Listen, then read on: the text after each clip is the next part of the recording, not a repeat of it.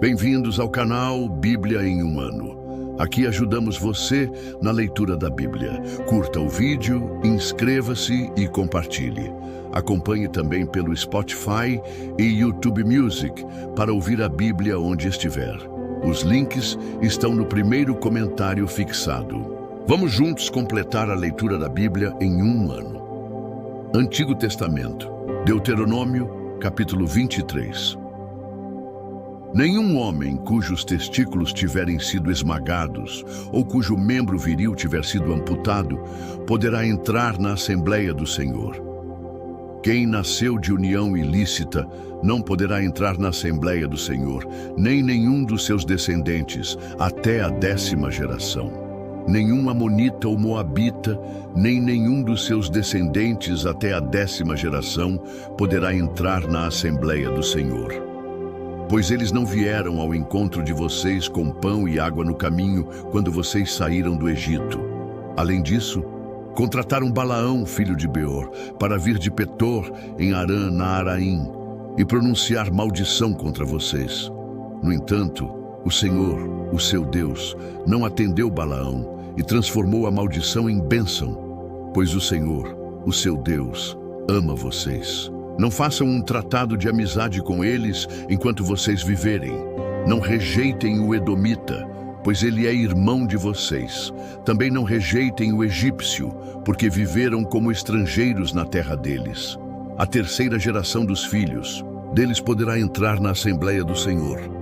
Quando estiverem acampados em guerra contra os seus inimigos, mantenham-se afastados de todas as coisas impuras. Se um dos seus homens estiver impuro por causa de poluição noturna, ele sairá do acampamento e permanecerá fora. Ao entardecer, ele se lavará, ao pôr do sol poderá voltar ao acampamento.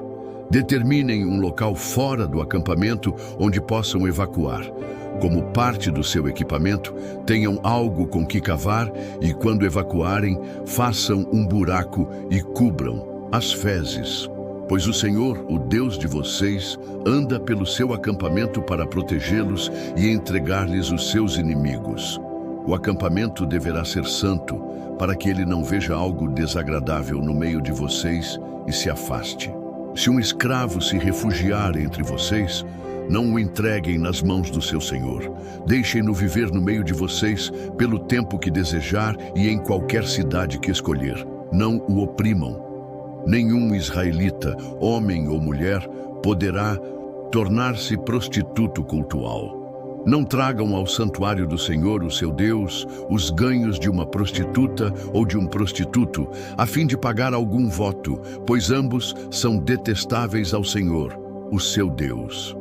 Não cobrem juros de um israelita, por dinheiro, por alimento ou por qualquer outra coisa que possa render juros. Vocês poderão cobrar juros do estrangeiro, mas não do seu irmão israelita, para que o Senhor, o seu Deus, os abençoe em tudo o que fizerem na terra em que vão entrar para dela tomar posse. Se um de vocês fizer um voto ao Senhor, o seu Deus, não demore a cumpri-lo, pois o Senhor, o seu Deus, certamente pedirá contas a você, e você será culpado de pecado se não o cumprir. Se, porém, você não fizer o voto, de nada será culpado. Faça tudo para cumprir o que os seus lábios prometeram, pois com a própria boca você fez espontaneamente um voto ao Senhor, o seu Deus.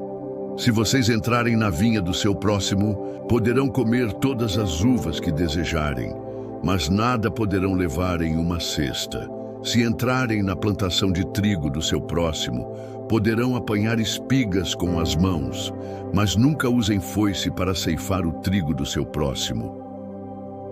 Deuteronômio, capítulo 24. Se um homem se casar com uma mulher e depois não a quiser mais por encontrar nela algo que reprova, ele escreverá à mulher uma certidão de divórcio, entregará a ela essa certidão e a mandará embora.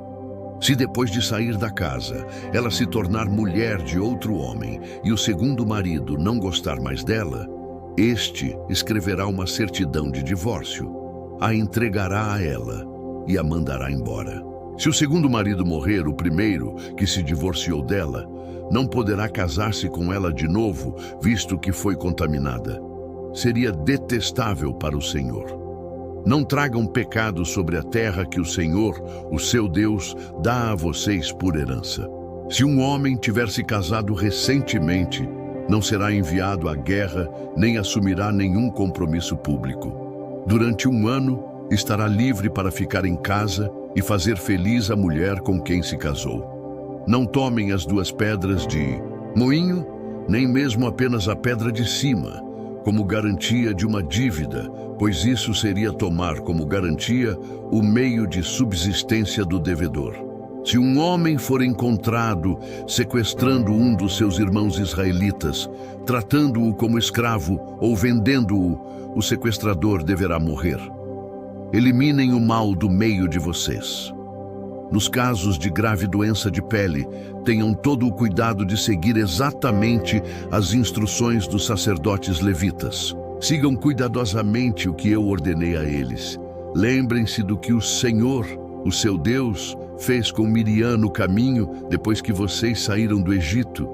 Quando um de vocês fizer um empréstimo de qualquer tipo ao seu próximo, não entre na casa dele para apanhar o que ele oferecer a você como penhor. Fique do lado de fora e deixe que o homem a quem você está fazendo o empréstimo traga a você o penhor. Se o homem for pobre, não vá dormir tendo com você o manto dele dado como penhor. Devolva-lhe o manto ao pôr do sol, para que ele possa usá-lo para dormir e lhe seja grato. Isso será considerado um ato de justiça pelo Senhor, o seu Deus. Não se aproveitem do trabalhador pobre e necessitado, seja um irmão israelita, seja um estrangeiro que viva em uma das suas cidades. Paguem-lhe o salário diariamente antes do pôr do sol, pois ele é necessitado e depende disso. Caso contrário, ele poderá clamar ao Senhor contra você e você será culpado de pecado. Os pais não serão mortos no lugar dos filhos, nem os filhos no lugar dos pais. Cada um morrerá pelo seu próprio pecado. Não neguem justiça ao estrangeiro e ao órfão, nem tomem como penhor o manto de uma viúva. Lembrem-se de que vocês foram escravos no Egito e de que o Senhor, o seu Deus, os redimiu. Por essa razão, ordeno que façam tudo isso. Quando vocês estiverem fazendo a colheita da sua lavoura e deixarem um feixe de trigo para trás, não voltem para apanhá-lo. Deixem-no para o estrangeiro, para o órfão e para a viúva. Assim, o Senhor, o seu Deus, os abençoará em todo o trabalho das suas mãos. Quando sacudirem as azeitonas das suas oliveiras, não voltem para colher o que ficar nos ramos. Deixem o que sobrar para o estrangeiro, para o órfão e para a viúva. Quando colherem as uvas da sua vinha, não passem de novo por ela. Deixem o que sobrar para o estrangeiro, para o órfão e para a viúva. Lembrem-se de que vocês foram escravos no Egito. Por essa razão, ordeno a vocês que façam tudo isso. Deuteronômio, capítulo 25. Quando 2 homens se envolverem em uma briga, terão que levar a causa ao tribunal, e os juízes decidirão a questão, absolvendo o inocente e condenando o culpado.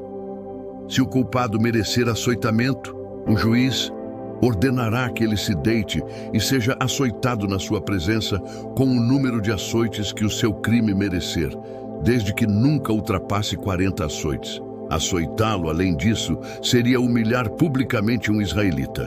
Não amordaçem o boi enquanto estiver debulhando o grão. Se 2 irmãos morarem juntos e um deles morrer sem deixar filhos, a sua viúva não se casará com alguém de fora da família. O irmão do marido se casará com ela e cumprirá com ela o dever de cunhado.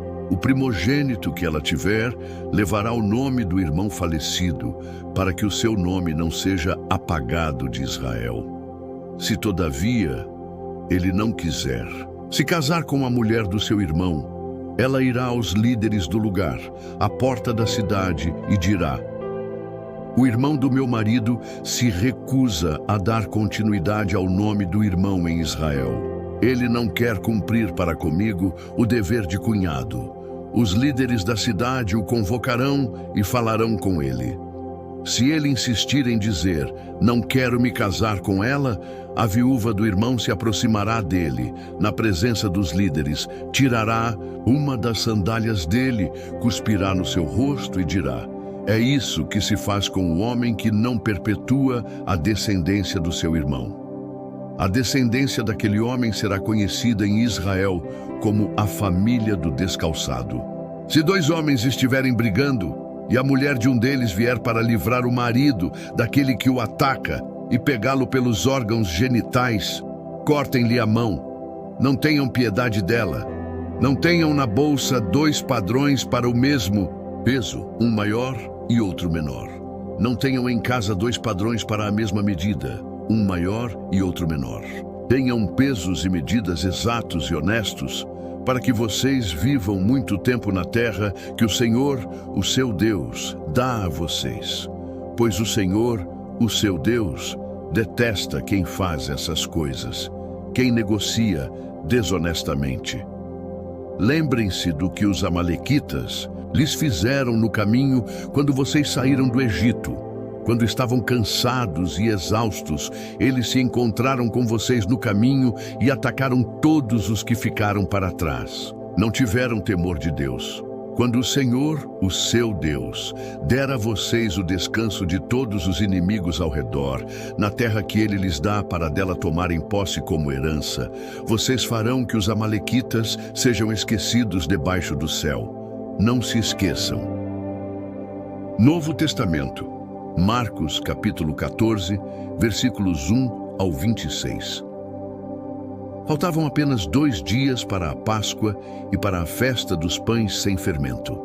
Os chefes dos sacerdotes e os mestres da lei procuravam um meio de prender Jesus de maneira fraudulenta e matá-lo. Contudo, diziam, não durante a festa, para que não haja tumulto no meio do povo. Quando Jesus estava em Betânia, reclinado à mesa na casa de Simão, o leproso aproximou-se dele uma mulher com um frasco de alabastro que continha um perfume muito caro, feito de nardo puro. Ela quebrou o frasco e derramou o perfume sobre a cabeça de Jesus. Alguns dos presentes, indignados, começaram a dizer uns aos outros: por que este desperdício de perfume? Este poderia ser vendido por mais de 300 denários e o dinheiro ser dado aos pobres. E eles a repreendiam severamente. Deixem-na em paz, disse Jesus. Por que vocês a estão perturbando? Ela praticou uma boa ação para comigo, pois os pobres vocês sempre terão com vocês e poderão ajudá-los sempre que o desejarem, mas a mim nem sempre terão. Ela fez o que pôde, derramou o perfume no meu corpo antecipadamente, preparando-o para o sepultamento. Em verdade lhes digo que, onde quer que o evangelho for anunciado em todo o mundo, também o que ela fez será contado em sua memória. Então, Judas Iscariotes, um dos 12, dirigiu-se aos chefes dos sacerdotes para lhes entregar Jesus. A proposta muito os alegrou e lhe prometeram dinheiro. Assim, ele procurava uma oportunidade para entregá-lo. No primeiro dia da festa dos pães sem fermento, quando se costumava sacrificar o cordeiro pascal, os discípulos de Jesus lhe perguntaram: aonde queres que vamos e te preparemos a refeição da Páscoa? Então ele enviou 2 dos seus discípulos, dizendo-lhes: entrem na cidade e um homem com um pote de água virá ao encontro de vocês. Sigam-no e digam ao dono da casa em que ele entrar. O mestre pergunta: onde é o salão de hóspedes no qual comerei a Páscoa com os meus discípulos? Ele lhes mostrará uma ampla sala no andar superior, mobiliada e pronta. Façam ali os preparativos para nós. Os discípulos se retiraram, entraram na cidade, encontraram tudo como Jesus lhes tinha dito e prepararam a Páscoa.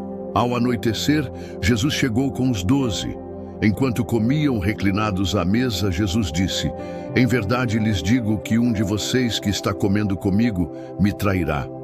Eles ficaram tristes e começaram a dizer-lhe, um após outro: com certeza, não sou eu.